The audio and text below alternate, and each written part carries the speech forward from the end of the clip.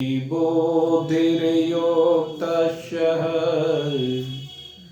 न चायोक्तस्य भावना न चाभावयतः शान्तिर्शान्तस्य कुतः सुखम् इन्द्रियाणां हि चरतां यन मनोनुविधीयते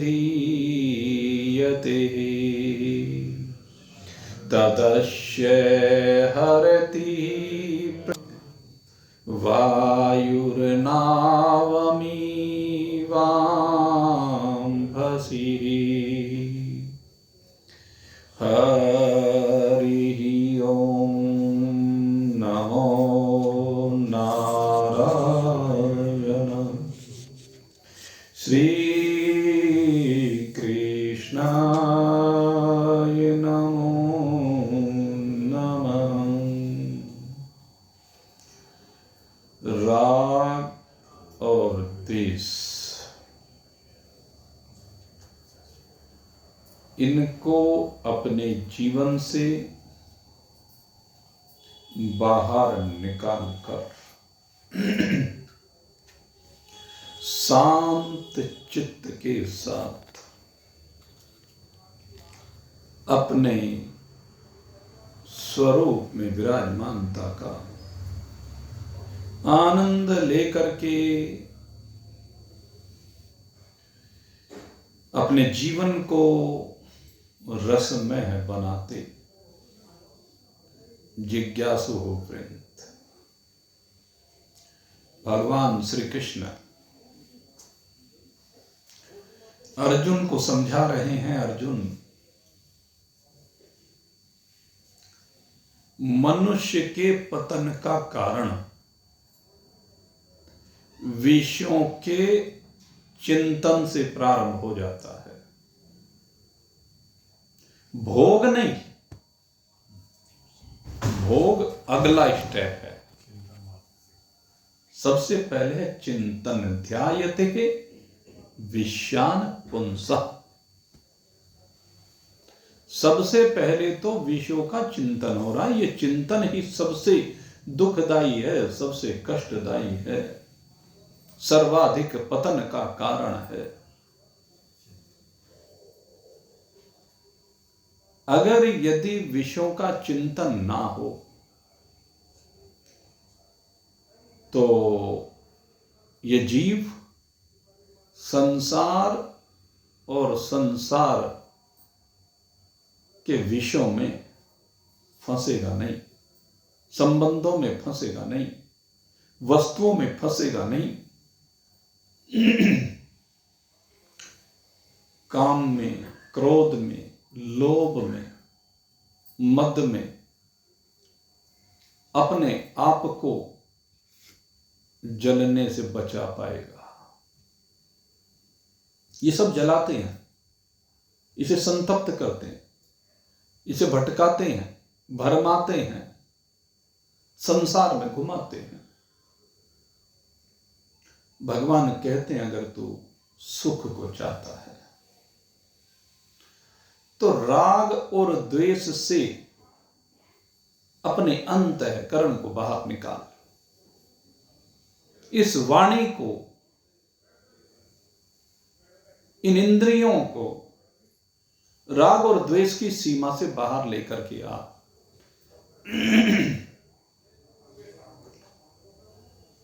और देख जरा इन मन और वाणी को, इंद्रियों को, इनकी क्रियाओं को, इनका दृष्टा बनकर के जरा तू अपने आप को इनसे अलग हटाकर देख तो सही। जब तू इनसे अलग हटाकर के अपने आप को देखेगा तो ये सब तू देखेगा कुछ है नहीं। ये सब केवल संकल्प मात्र है। ये जो विषयों का चिंतन है, संकल्प ही तो है। तेरे द्वारा विभिन्न प्रकार के संसार का निर्माण ये संकल्प ही तो है, संकल्प के अलावा और क्या है? और इस संकल्प के खेल में तो डूब रहा है, संकल्प के खेल में डूब करके तो दुख पा रहा है। ये संकल्प राग और द्वेष से संयुक्त तेरे को कर रहा है। अरे जब ये संकल्प का खेल है, ये है ही नहीं, फिर ना राग है ना द्वेष है, फिर तेरा फंसाव कहां है? इसलिए संकल्प शून्य कर। और संकल्प शून्य का मतलब क्या है? कि संसार में, व्यवहार काल में भले ही राग और द्वेष संसार के प्राणियों में दिखे, लेकिन तेरे में ना दिखे। उनके राग और द्वेष के कारण तू अपने अंदर राग और द्वेष को उत्पन्न मत कर। और फिर देख, इनका दृष्टा बन करके राग और द्वेष जब तुझ में रहेगा नहीं, संसार के विषयों को भोगते हुए भी दो स्थितियां हैं। पहली स्थिति है कि जो राग और द्वेष से संयुक्त होकर के विषयों को भोगता है, वो पतन की गहरी खाई में जाता है, वो सुखी नहीं हो सकता, वो दुख को प्राप्त होता है। और दूसरी स्थिति, जो राग और द्वेष दोनों से विरहित होकर के संसार को भोगता है। और दूसरी स्थिति है, राग और द्वेष दोनों से विरहित होकर के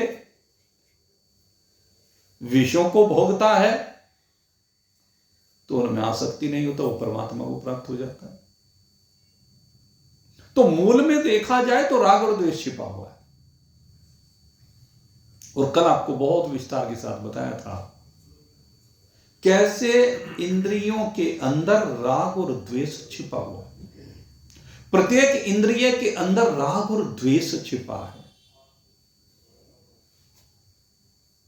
और वो राग द्वेष के रूप अनेक हैं।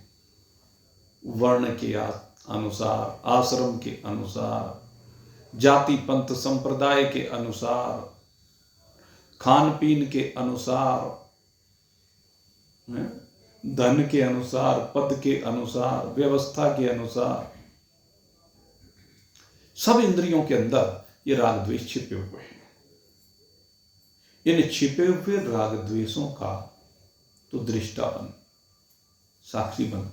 फिर ये राग और द्वेष इनके वशीभूत तो होगा नहीं, और ये राग द्वेष तुझे चिपकेंगे नहीं। कहते हैं जब एक बार तेरे अंदर इस आनंद का प्रकटन हो जाएगा, तो जिस प्रकार से सूर्य के सन्मुख अंधेरा टिकता नहीं,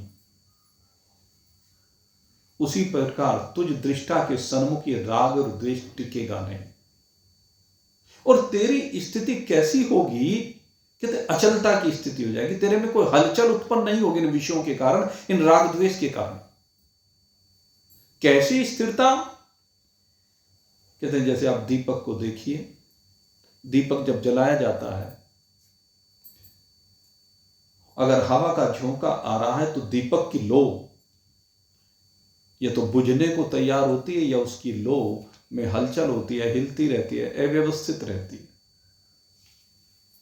लेकिन अगर वायु रहित स्थान हो, यद्यपि पूर्णतः वायु रहित स्थान नहीं होता है, लेकिन वायु रहित कहने से मतलब क्या है? जहां पर वायु का प्रवाह, जैसे चिमनी लगा देते हैं, पहले लालटेन जलाया करते थे, लैंप जलाया करते थे, चिमनी के अंदर जब वो दीपक ही तो जलता था, बाती कहते थे, तो वो स्थिर रहती थी, वो फिर हलचल उसमें नहीं होती थी। तो जिसके अंदर दृष्टा भाव आ जाएगा, जो इन सबको देखने वाला बन जाएगा, जो इन संकल्पों को पहचान लेगा, जो इन संकल्पों में फंसेगा नहीं, वो अचल हो जाएगा, स्थिर हो जाएगा। फिर संसार के राग और द्वेष उसे व्यथित नहीं कर सकते। यम ही नो व्यथ्यन्ते ये पुरुषम पुरुष ऋषभ। और जिसको ये व्यथित नहीं करते हैं राग और द्वेष या संसार के विषय, मात्रा स्पर्शास्तु कौन्तेय शीतोष्ण सुख दुखदा, क्योंकि वो जान जाता आगमा पायनो नित्यता स्थितिक सुभारत कि ये आने वाले हैं और जाने वाले हैं। मैं तो इनके बहने को देख रहा हूं, गंगा जी के बहने को मैं देखता हूं। जैसे गंगा जी का जल निरंतर बह रहा है, ऐसे संसार में विषयों की धारा निरंतर बह रही है। जैसे गंगा के जल से मैं अलग हूं, गंगा के जल का मैं साक्षी हूं, उसको देखने वाला दृष्टा हूं, ऐसे ही संसार के विषयों के बहने को मैं देखने वाला इनसे अलग हूं, इनका साक्षी हूं, इनका दृष्टा हूं। ये है दृष्टा भाव। इस दृष्टा भाव के आ जाने पर फिर संसार के विषयों का भोग होते हुए भी आपका योग है। इसी को कहते हैं भोग में योग।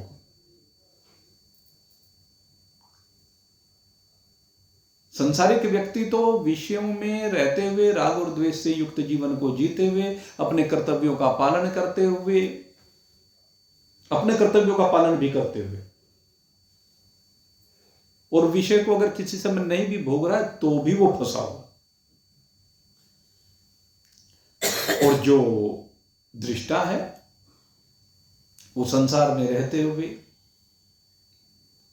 संसार के विषयों को भोगते हुए भी उन विषयों से अलग है। ये योग है, उसका भोग है, इसका योग है। भोग और योग दोनों में बेसिकली बहुत अंतर है। भोग इसे बार-बार भटकाता है और योग इसे स्वतंत्रता प्रदान करता है, आनंद प्रदान करता है। इसलिए भगवान ने कहा योगिर भव।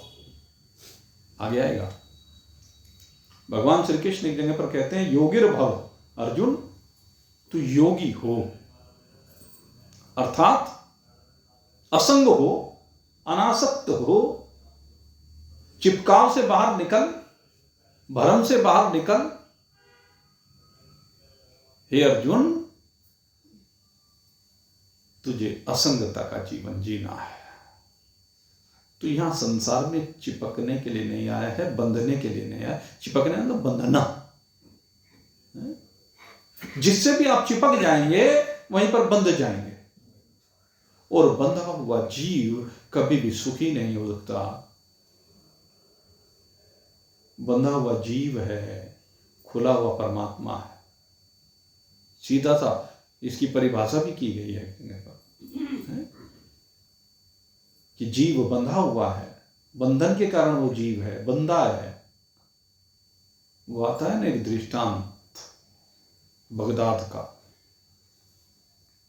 एक बार जो है बगदाद में एक फकीर हुआ, और वो फकीर अपनी मस्ती में मस्त रहता, अपने स्वरूप का बोध हो गया उसको। और जब स्वरूप का बोध हो गया तो कहने लगा अनलहक अनलहक अनलहक, अर्थात अहम ब्रह्मास्मि अहम ब्रह्मास्मि अहम ब्रह्मास्मि। और जब वो अपने को अहम ब्रह्मास्मि कहता तो जो साथ में रहने वाले सुनते, अरे काफिर कहीं का, अपने को खुदा कहता है, अनलहक। वो अनलहक को समझ नहीं पाए, और जब समझ नहीं पाए और उसको समझा रहे भाई ऐसी बात मत किया कर, तो अपने को खुदा कहता है, ये गलत है, काफिर है। अब वो क्या माने, जब उसको अपने स्वरूप का अनुभव हो गया वो तो यही कहेगा। अब जब वो नहीं माना तो जाकर के लोगों ने शिकायत कर दी बादशाह से। बादशाह सलामत, ऐसे ऐसे वो फकीर फिरता है, अपने को खुदा कहता है। कहना अरे ऐसी धृष्टता, ऐसा दुष्ट, ऐसी दुष्टता कर रहा है, लाओ पकड़ करके। अब पकड़ करके ले आए भाई, जब पकड़ करके लेकर के आए, पूछा, वहां पर दरबार में जब हाजिर किया गया, कौन है तू, अपना परिचय दे। कहने लगे आना लहर।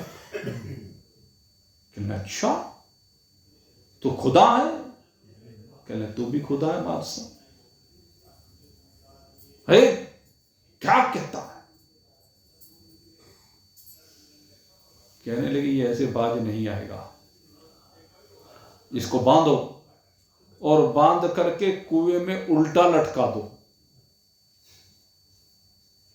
रस्सियों में जकड़ करके उल्टा करके कुएं में लटका दिया गया। जब कुछ देर हो गई, बादशाह ने हुक्म दिया, पूछो। उसने जो मंत्री था जाकर के पूछा। कहने लगे फकीर कौन है तू। कहने लगे बंदा हूं। कहने लगे अच्छा आ गई अकल ठिकाने। चलो भाई ठिकाने आ गई तो निकाल लो। अब कुएं में से बाहर निकाल दिया गया, बंधन खोल दिए गए। बंधन खोलने के बाद फिर से पूछा कौन है, कि अनल हक। कहने लगे अच्छा, फिर दिमाग खराब हो गया। कहने दोबारा बांध के लटका, फिर से लटका दिया गया। फिर पूछा गया कौन है। कहने लगे बंदा हूं। फिर बाहर निकाला, कौन है, कि अनल हक। कुएं में लटका दे तो बंदा बन जाता है, बाहर निकाल करके बंधन खोल दिए जाएं तो ब्रह्म बन जाता है। बादशाह ने पूछा अरे ये दुष्टता क्यों कर रहा है।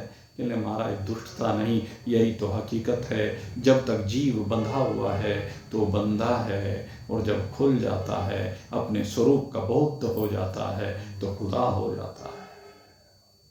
यही तो खेल है सारा। इस खेल को समझ बादशाह। कहने लगे अच्छा, हमें उपदेश देता है, तू ऐसे मानने वाला नहीं है। कहने इसका सर कलम कर दिया जाए, मार दिया जाए इसको। अब मार दिया गया, और मारने के बाद कब्र में दफना दिया गया। और जब कब्र में दफना दिया गया तो उससे भी अनल हक अनल हक अनल हक, कब्र से, उसके रोम रोम से यही शब्द गुंजार हो रहा है। सारे को गूंजने लगा, कब्रिस्तान में गूंजने लगा, सारे राज्य में अनल हक अनल हक अनल हक अनल हक। राजा परेशान हो गया, अरे ये क्या हो रहा है, कि उसकी कब्र से हो रहा है। कहने लगे एक काम करो, उसे कब्र से बाहर निकालो। कब्र से बाहर निकाल करके क्या करें। कहने लगे इसको जला दो। उसको जला दिया गया। जलाकर जो राख हुई, उस राख से भी अनल हक अनल हक अनल हक। आखिर उस राख को वहां बहने वाली वो नदी है, क्या नाम उसका, रियाद क्या, नहीं एक नदी है, जो भी है खैर, उसमें बहा दिया गया। और जब उसमें बहा दिया गया, नदी में उफान आ गई, बाढ़ आ गई नदी में। अनल हक अनल हक अनल हक का स्वर गूंजने लगा। परेशान हो गए, क्या किया जाए। सारे नगर में बाढ़ आ गई, तहस नहस होने लगा नगर। क्या करें, क्या उपाय करें, कैसे बचे। तो एक फकीर को बुलाया गया, वो आत्मज्ञानी फकीर। और जब उसको बुलाया गया, उसने कहा हाँ तू अनल हक है अनल हक है अनल हक है, तू खुदा है तू खुदा है। हे खुदा शांत हो, हे खुदा अब अपनी मस्ती में, अपने आनंद में निमग्न होकर के शांत हो जा।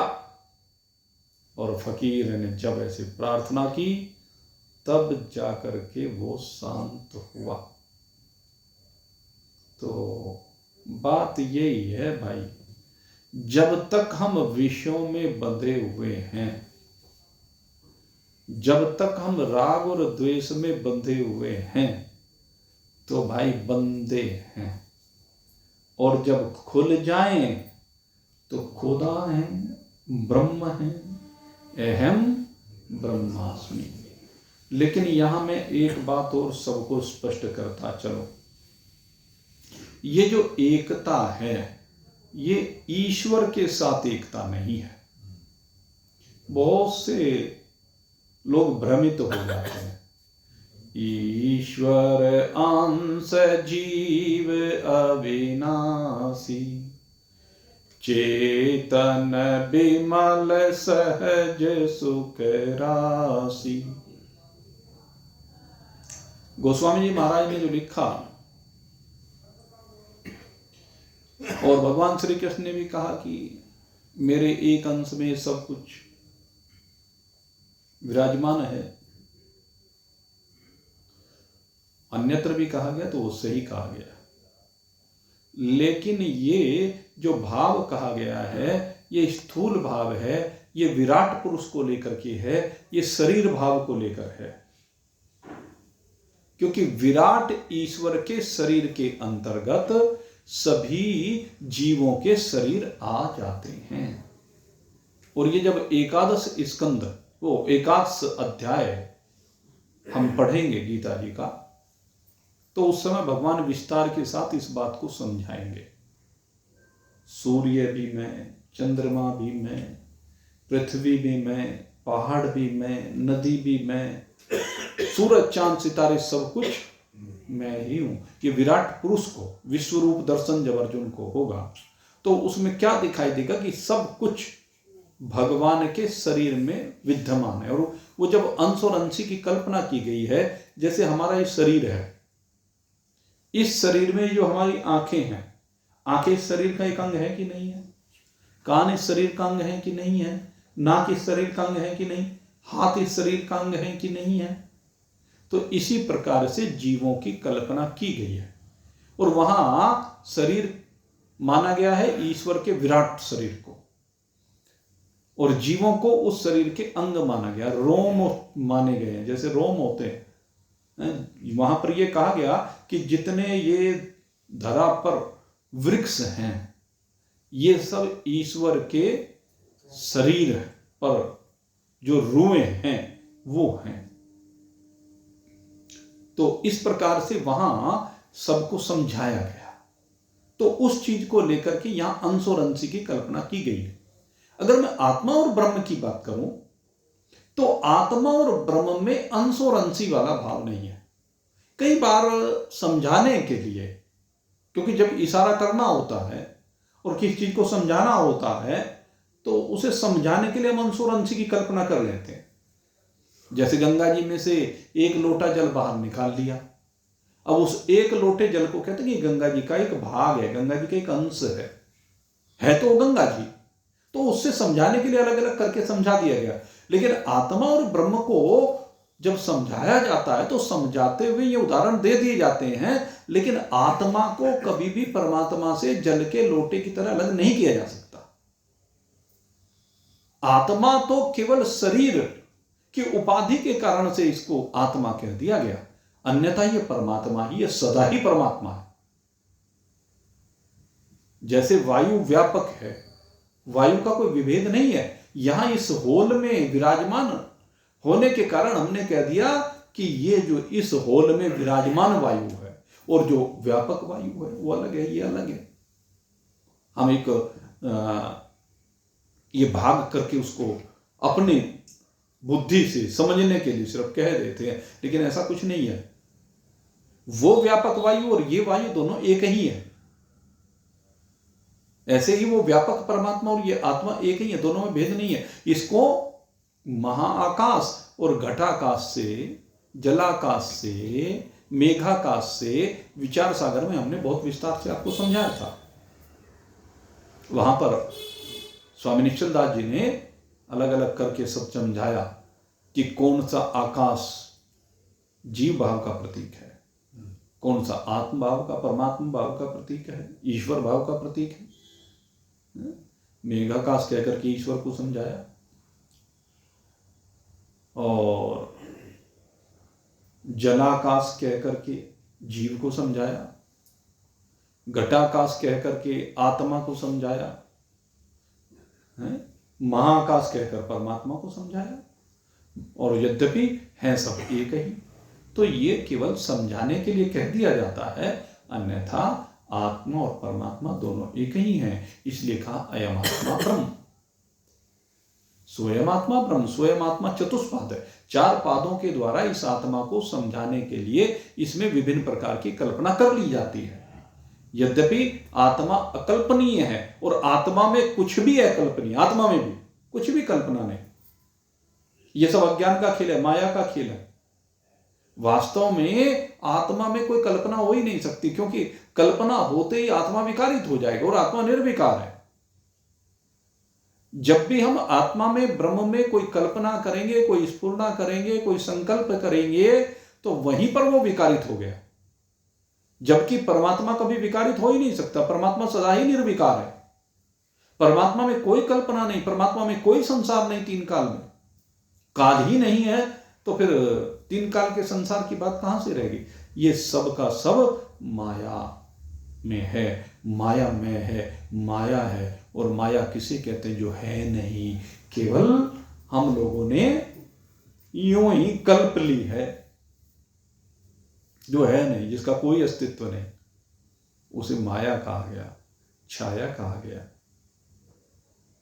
तो जो राग और द्वेष से विरहित हो जाता है, वो माया से विरहित हो सकता है। और जो राग और द्वेष में फंसा पड़ा है, तो भाई कैसे बात बने, उसको सुख कैसे मिले, उसके चित्त की प्रसन्नता कैसे संभव है, उसके दुखों का नाश कैसे संभव है?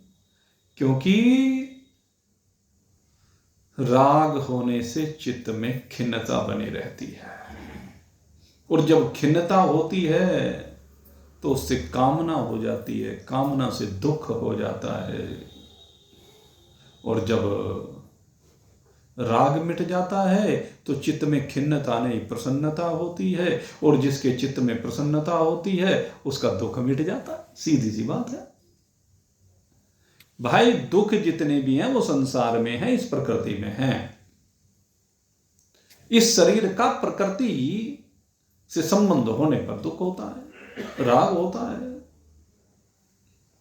और उसका कारण है कि संबंधों में सुख की लालसा। किन संबंधों से सुख मिल जाएगा? आज तक किसी को मिला हो तो बता दो। चाहे जड़ का संबंध हो, चाहे चैतन्य का संबंध हो। क्योंकि जो चैतन्य हैं उनमें चैतन्य से संबंध नहीं होता, बल्कि उनमें भी जड़ से ही संबंध होता है। संबंध हमेशा जड़ से होता है। पुत्र की आत्मा से संबंध नहीं, पुत्र से संबंध है। पुत्र माने शरीर, पत्नी माने शरीर, पति माने शरीर, मां बाप भाई बंधु कुटुंब कबीला, मित्र रिश्तेदार समाज, सबके शरीरों से ही तो संबंध है। और जिन दिन शरीर की जयराम जी की हो जाती है, संबंध खत्म हो जाता है। कोई नाम लेने वाला, पता लेने वाला नहीं रहता।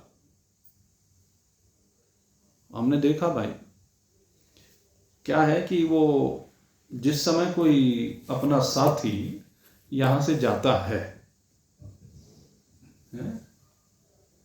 जिससे हमारे बहुत अच्छे संपर्क होते हैं, हमारा एक सत्संगी, बहुत बढ़िया सत्संगी, हमारे बीच से विदा हो गया। और जब वो विदा हुआ,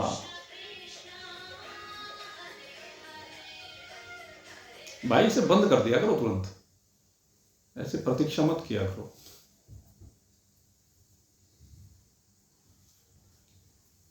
एक हमारा साथी जो हमारे बीच में बैठा करता था, हमारे बीच से विदा हुआ, अल्पायु में विदा हुआ। वैसे वो तो अपनी आयु पूरी करके गया, मैं शास्त्र की बात करूं तो जब वो गया तो बड़ा कष्ट हुआ, और सबको हुआ, क्योंकि उसकी जो परिस्थितियां थी बहुत विकट थी। और उस समय सब आगे आए कि भाई चलो सहायता करें। उस समय सबके मन में भाव था क्योंकि वो उस समय अपने से जुड़ा हुआ था, और जुड़े जुड़े कथा का काम करते करते वो बेचारा चला गया, क्योंकि 2-3 दिन बाद ही कथा का प्रारंभ होना था। वो हमारे बीच से उसी ड्यूरेशन में चला गया अचानक। इसलिए उसके प्रति हमारा लगाव बहुत था, और उस लगाव के कारण उस दिन हम कुछ भी करने की स्थिति में थे सब, कि भाई चलो इसके लिए जो भी कर सके। लेकिन कई साल हो गए उसको गए हुए, उसके बेचारे के 2 बच्चे भी चले गए हैं। लेकिन सही पूछूं, जिससे इतना लगाव था, कितने लोग हैं जिन्होंने उसके बाद आज तक 5-6-7 साल हो लिए उसको,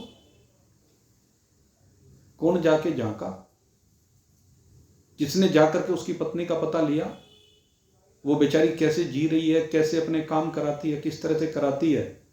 एक आध बार फोन कर देती है मजबूरी में, अपना बेचारी वो जैसे भी चल रहा है काम है, वो मजबूरी में फोन कर देती है। मैं भी किसी को उस समय कभी अपने आप जा करके, कभी किसी को कह करके,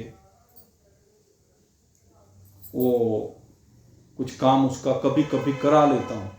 कभी कभी वो भी कभी कोई कर देता है, कभी नहीं भी करता, क्योंकि जरूरी तो नहीं है भाई मैं कहूँ और फिर एकदम वो चला ही जाए, अपने भी काम वो देखता है। लेकिन मैं जो कहना चाहता हूं, संबंध केवल शरीर का ही तो रहा। अगर उससे आत्मीयता का संबंध होता तो हम इतने लोग हैं, अगर यदि जाकर के एक बार साल में एक दिन एक जना मिलाए, केवल एक दिन, और जाकर के उस दिन उसकी कुछ परेशानी पूछो, उन परेशानी का हल कराए, कभी सोचा क्या इस बारे में? क्योंकि हम सब स्वार्थी हैं। मुझे बात कहने में कोई संकोच नहीं होता, स्वार्थी हैं सब। वो गया तो भूल गए, याद ही नहीं रहता किसी को कि हमारा ये भी दायित्व है कि जब हमारा साथी गया, जिसके प्रति हमारे ऐसे भाव उस दिन थे, आज कहां गए वो भाव। इससे सिद्ध होता है सारा माया का खेल है, स्वार्थ का खेल है, ये परमार्थ का नहीं है। यहां पर संबंध शरीर के साथ जुड़े हुए, उसका शरीर गया तो संबंध खत्म। और ये एक केस की बात नहीं कर रहा हूं मैं, अनेक केस ऐसे हैं। हमारे कई सत्संगी जा चुके, आज उनके परिवारों से कोई नाता ही नहीं है, कोई संबंध ही नहीं है, राम रहीम भी नहीं है। हकीकत है, हम पहचानते भी नहीं, वे शायद हमें पहचानते, लेकिन हम तो नहीं पहचानते। बहुत अच्छे अच्छे सत्संगी कई हमारे बीच से चले गए। लेकिन ये चक्र है भाई, संकोच भी तो है। ये संकोच को तो हटाना है। संकोच किस बात का? जब आपका उद्देश्य परमार्थ है तो संकोच कैसा? इसमें संकोच, अगर संकोच के वशीभूत रह गए तो फिर काम कब होगा? बुढ़े साहब थे ना जी, यहाँ बैठा हुए थे आपके, जिनके हाथ में भी एक बार चोट लग गई थी, वो गिर पड़े थे, मेरे साथ में आए, शुरू में मेरे साथ आए, उनका भी बहुत बुरा हाल हुआ। अच्छा, एक वो आया करते थे, बहुत बुरा हाल।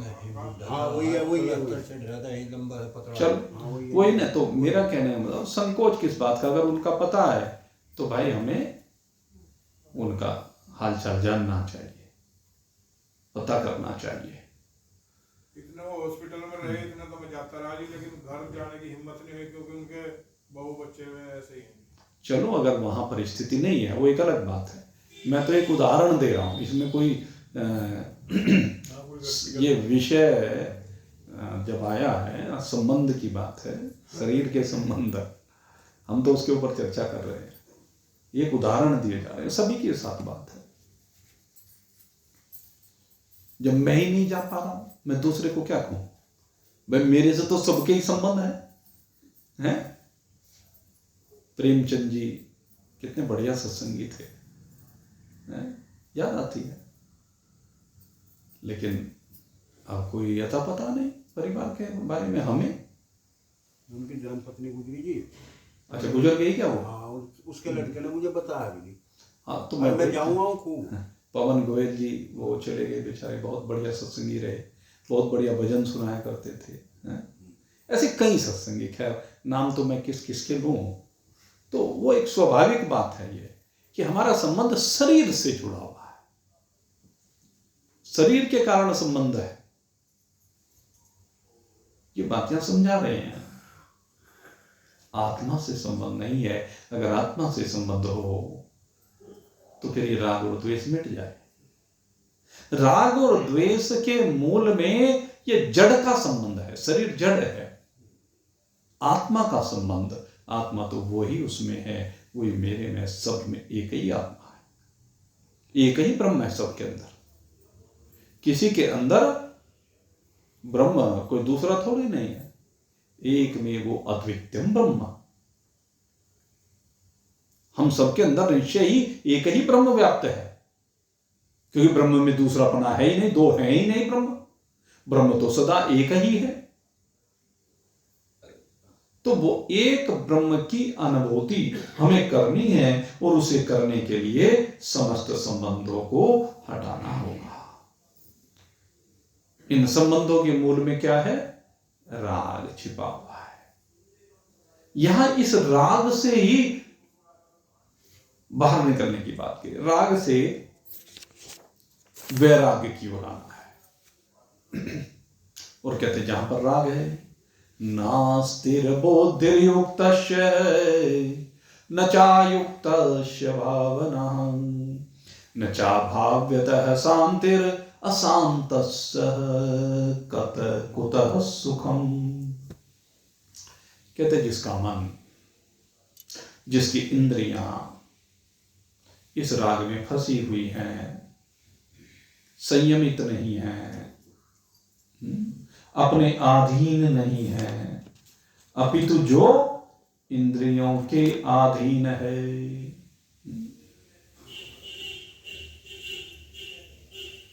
जो इंद्रियों के अधीन है, कहते हैं उसके अंदर निश्चयात्मिका बुद्धि नहीं होती, अचल बुद्धि नहीं होती, स्थिर बुद्धि नहीं होती। ऐसा व्यक्ति कहते हैं भाई कैसे सुखी रह सकता है? ऐसे व्यक्ति को सुख किस प्रकार से मिल सकता है? जिसकी बुद्धि व्यवसायत्मिका नहीं होती। वो तो स्वार्थी होता है, वो परमार्थी हो ही नहीं सकता। स्वार्थ के कारण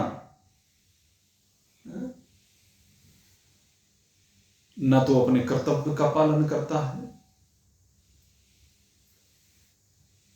और जब कर्तव्य का पालन नहीं करता है वो तो बस संग्रह के पीछे पड़ा रहता है, फल की इच्छाएं बनी रहती हैं, अनेक प्रकार की कामनाओं के वशीभूत होकर के ये फल मिल जाए, ये फल मिल जाए, यहां से ऐसे मिल जाए, वहां से ऐसे मिल जाए, सदा आसक्ति में फंसा रहता। उसके अंदर भावना ही पैदा नहीं होती, उसका कोई ध्येय ही नहीं हो पाता, उसका कोई लक्ष्य नहीं हो पाता, उसको कोई मंजिल कैसे मिले? जिसने मंजिल का निर्धारण ही नहीं किया वो तो फिर उस मंजिल की ओर जाएगा क्या? जिसने निर्धारण ही नहीं किया कि मुझे बद्रीनारायण जाना है, तो कभी बद्रीनारायण पहुंच जाएगा क्या? उस रास्ते पर चलेगा ही नहीं। लेकिन जिसने ये समझ लिया कि मेरी मंजिल भगवान बद्रीनारायण है, तो फिर वो बद्रीनारायण के रास्ते को जानने का प्रयास करेगा। भाई बद्रीनारायण जाया कैसे जाए? और जब उसे कोई बताने वाला मिल जाएगा, भाई बद्रीनारायण का रास्ता ऐसे ऐसे जाता है, अब वो चिंतन करेगा, भाई ये रास्ता तो पता चल गया कि ऐसे ऐसे जाता है, अब इस रास्ते पर जाने के जो साधन है वो अर्जित कर तू। कहने लगे कितने दिन में जाएगा, कितना दिन लगेगा बद्रीनारायण में? कहने लगे भाई 10 दिन लगेंगे। कहने लगे अपने काम को इस तरह से मैनेज कर कि 10 दिन का समय निकाल। 10 दिन का समय निकालने का निश्चय किया, भाई कब निकाल सकता हूं, तो निश्चय किया।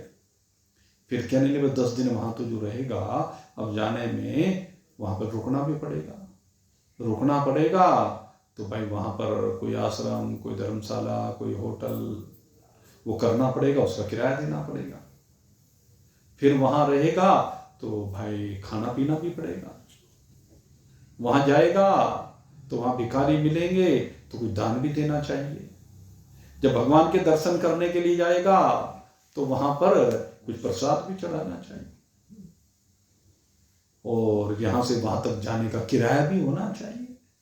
और फिर भाई कुछ बीच में दुख आ जाए तो उसकी निवृत्ति के लिए भी जेब में कुछ माल होना चाहिए।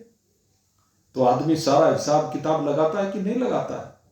तो सब साधन जुटाने के बाद वो बद्रीनाथ की यात्रा पर निकल जाता है।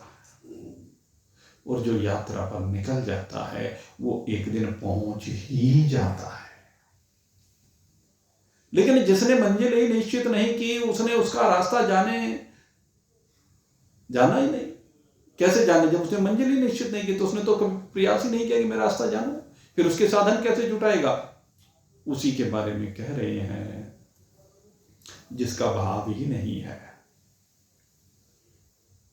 जो जानता ही नहीं शांति क्या होती है, जो जानता ही नहीं परमात्मा से मिलन का आनंद क्या होता है, जिसने कभी सुना ही नहीं कि परमात्मा से मिलने पर असीम आनंद की प्राप्ति होती है, क्योंकि कभी महान पुरुषों की शरण में गया ही नहीं, कभी सत्संग किया ही नहीं, कभी अपने शास्त्रों को पढ़ा ही नहीं। तो भगवान ने कहा अशांतस्य कुतः सुखम। ऐसा व्यक्ति जीवन भर अशांत रहता है, सारी जिंदगी अपनी यूं ही खराब कर देता है, यूं ही मटर गश्ती करने में, इधर उधर बैठने में, गप्पे लड़ाने में, संसार के भोगों को भोगने में, संसार से चिपके हुए सारी जिंदगी यूं ही खराब कर देता है। वो भगवान को जानना ही नहीं चाहता, भगवान की तरफ बढ़ना ही नहीं चाहता, भगवान को प्राप्त करने के साधन ही नहीं करता। इसलिए कहते हैं अशांतस्य कुतः सुखम। ऐसे अशांत व्यक्ति, ऐसे चंचल व्यक्ति जिसके जीवन में सदा हलचल रहती है, उसको परमात्मा की कल्पना कैसे हो सकती है, उसको परमात्मा की प्राप्ति कैसे हो सकती है? और परमात्मा की प्राप्ति के बिना सुख असंभव है। सुख अगर यदि मिलेगा तो परमात्मा में मिलेगा। संसार के संबंध से कभी किसी को सुख न मिला है न मिलेगा, क्योंकि सुख तो केवल परमात्मा में है। सुख परमात्मा के अतिरिक्त और कहीं है ही नहीं। इसलिए अगर जिसको सुख चाहिए तो उसे अपनी मंजिल परमात्मा निश्चित करके परमात्मा की ओर बढ़ना चाहिए, में साधन एकत्रित करने चाहिए, अपने जीवन में संयम होना चाहिए, तप होना चाहिए, इंद्रिय निग्रह होना चाहिए, समदम तितिक्षा श्रद्धान समाधान उपरति से संयुक्त होकर के किसी महान पुरुष की शरण में जाकर के अपने स्वरूप का बोध प्राप्त करना चाहिए। आप बड़े भाग्यवान हैं जो इस दिशा में लगे हुए हैं, अन्यथा तो संसार यूं ही रोज मृत्यु के मुख में जा रहा है। मृत्यु के मुख में तो हम सबके शरीर भी जाएंगे, इसमें कोई दो राय नहीं है। लेकिन मृत्यु के मुख में जाने से पहले अपनी अमरता का, अपनी आत्मा की अजरता, अमरता, अविनाशिता का अगर यदि बोध हो जाए तो फिर मृत्यु आपको छुएगी भी नहीं, मृत्यु आपको कष्ट नहीं पहुंचा सकती, क्योंकि आप मृत्युंजय हो जाते हैं। मुख्य बात यह। और नहीं तो पड़े रहो भाई घरों में। आप बड़ी सर्दी में, ठंडे ठंडे मौसम में, आज बड़ी भारी सर्दी हो रही है भाई। टेम्परेचर भले इतना कम ना हो, लेकिन आज ऐसा तूफान चल रहा है। कल भी बड़ा भारी तूफान था, बड़ी ठंडी ठंडी हवा है, और उसमें आप निकल करके आते हैं। तो इसलिए मैं कहता हूं सौभाग्यशाली हैं आप, तपस्वी हैं आप। ये तभी तो है। क्यों? क्योंकि आपने अपनी मंजिल को प्राप्त करना है, इसलिए सजग होकर के आप लगे हुए हैं। आप सबके लिए मैं भगवान से प्रार्थना करता हूं, शीघ्र अति शीघ्र आप अपनी मंजिल को प्राप्त करें। इन्हीं शुभ भावों के साथ आज का सत्संग अब यहीं पर विश्राम को प्राप्त हो रहा है। और कल आपको मालूम है हमारा अन्नपूर्णा जी का प्रसाद कल ठीक 12 बजे लाला जी की दुकान पर लगाया जाएगा, उसका वितरण होगा, जो भी वहाँ उपस्थित रहना चाहे। और परसों से भगवान श्री राम की गाथा, ये भाई वीरेंद्र संगल जी जो वार्षिकोत्सव मंदिर का मनाते हैं हर वर्ष, इस बार 9 दिन का नववाहन प्रायण वहाँ पर होने जा रहा है। आप सभी लोग सादर निमंत्रित हैं। 7 बजे से 9 बजे तक का कार्यक्रम वहां का रहेगा। अब यहीं पर विश्राम। बोलिए सच्चिदानंद भगवान की